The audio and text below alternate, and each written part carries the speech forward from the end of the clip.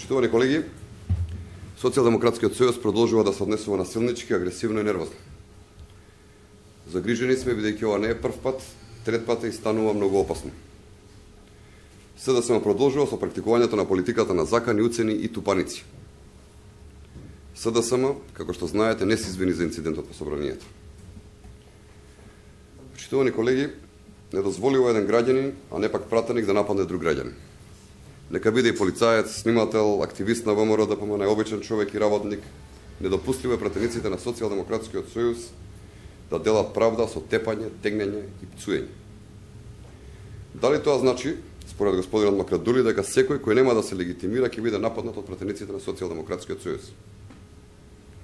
Кој им го дал правото на функционерите на СДСМ физички да се пресметуваат со граѓаните?